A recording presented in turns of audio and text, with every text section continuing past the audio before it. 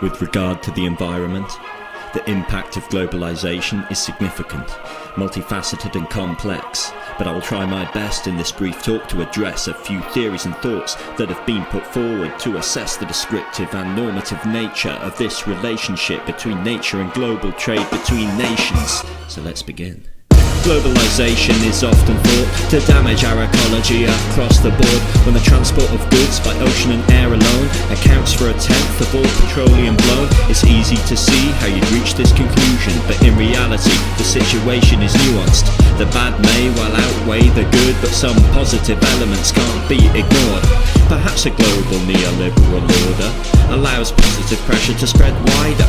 If we vote with our wallets and purses, and every time we make a purchase we take into consideration the pollution and reduction to biodiversification that ensues, the companies that profit from it will see their profits plummet unless they change the way they make their pay. J. Frankel puts it quite simply: without global trade between countries, the ethical consumer in Milan wouldn't be able to sway the producer in Taiwan. But that doesn't negate the state's role. Consumers can only control when they're in the know. Proper labelling of packaging is a must, with origin and method of production up front. Without a set of laws to dictate, companies can too easily obfuscate. If free markets entail a free choice, then the state has to step up and regulate. But what chance is there that they'll do this? Most governments have double incentives. As Professor Peter Newell puts it, those charged with tackling environmental problems and promoting sustainable development are the same actors that create the conditions for the expansion of trade, production and finance which generates environmental harm in the first place. It is imperative to be clear about the contradictions and strategic dilemmas that flow from this situation if we are to meaningfully advance a project of socially just, sustainable development in a context of globalisation. So, there's the fear that globalised markets make states afraid to rein in their corporates, so they reduce the regulatory burden placed upon them so they compete stronger. If China can produce your goods cheaper, despite causing more pollution, and if neither them pay for the clean-up, most firms will see it as an efficient solution.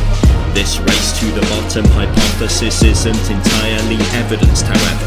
Empirical studies have generally concluded environmental regulation doesn't always do this. The cost of complying with eco-regulation doesn't compare to other considerations. The price of labour, training and infrastructure is much greater. And besides, in his book Trading Up, David Vogel says that northern markets are too profitable to be ignored, even when the cost of compliance is borne, so standards rise overall. I think this analysis is flawed. Although a company that moves overseas wouldn't want to ignore northern markets, and in turn they ensure that their goods are fit for sale over here and fully comply with our laws. Our laws are quite poor. They're not by design, it's more by compulsion. Let me explain the conundrum. It's all because the WTO, though permitting the setting of trade barriers where an imported product is damaging to the environment of the importing country, don't allow for the importing country to set restrictions on the method of production utilised in the originating country, even if the method contributes to global warming. Therefore, it's hardly surprising to see that in developing states factory standards are shaky, and to compete on the international scene they have to keep production methods cheap or cease to be. Consider an example. A factory in Bangladesh that manufactures textiles is heavily polluting, but a waste treatment plant would vastly reduce this. The only problem is the cost. When any global company can cut corners to undercut, they can't afford to clean up. And the tax rate's low, so the state's broke and can't pay too. Well, that's not exactly true. The government has money, but has to spend it subsidising water supplies for the factories' dyes to keep the economy alive. So in a sense, it's fair to say that states have the power to regulate effectively, but in reality, it depends entirely on the type of externality. If pollution is local to a region, then states can legislate to alleviate the grievance. But if the problems are more global, then unilateral action won't work to solve them. And wealth plays an enormous part of what Boyce calls the ability to afford. The UK can pay for clean cars, while developing countries can't. If we feel that a decent environment isn't a luxury but more a human right, then the North can't just ignore the damage that's caused by the goods that we import. When pollution is externalized to warmer climes or future times, so that we're blind to what we'll reap from what we sow, it's inevitable that competition won't address on its own this crisis of the commons that global warming represents. We need to cooperate, or sooner or later we're spent.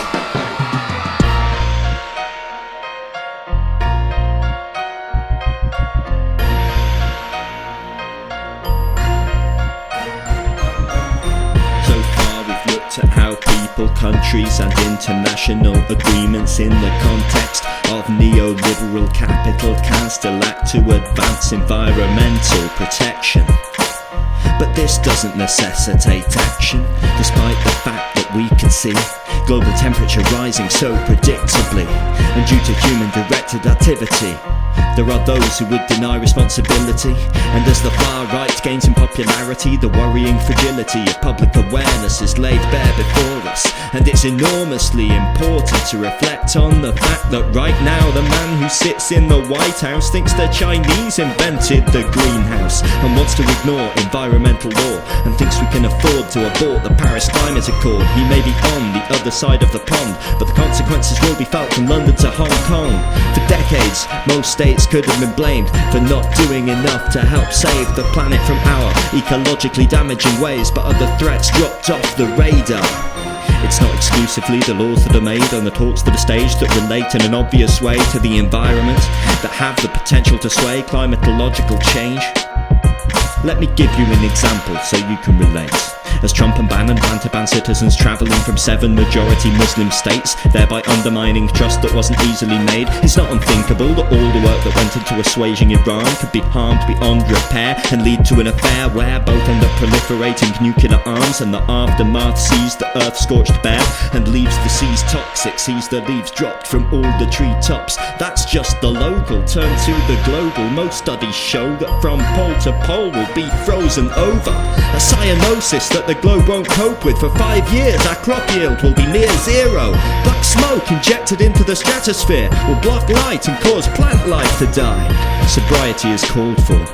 We can't afford to ignore the risk of a nuclear war and how it would affect the climate on a global scale like no war before it.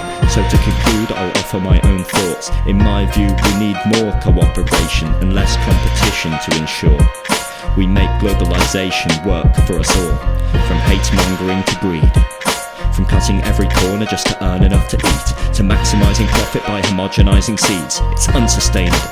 So I propose, well, right now the WTO sets rules to promote financial growth, and though the evidence shows it's not so, they hold that this is the sole consideration in trying to fight degradation. States will clean up if they prosper, they say, but we need compulsion. The stakes are too high to rely on fake wisdom. In the same way, World Trade States must agree to liberalise their trade with other nations. I say they should make a dedication to cut pollution and reduce carbon emission. If all countries had to play ball, companies couldn't be undercut anymore. It would encourage finding genuine efficiency and not externalising liabilities. So in short, it's worth keeping in mind, despite all the trends we might find, the way globalisation will evolve depends on us and the world we choose to mould. I'll end now with a quote from James Boyce to emphasise this most important point. When it comes to our future direction, as its critics fear, globalisation could accelerate worldwide environmental degradation and deepen environmental inequalities. Yet globalisation also gives impetus to countervailing forces that could bring about a greener and less divided world. The history of the future is still to be written.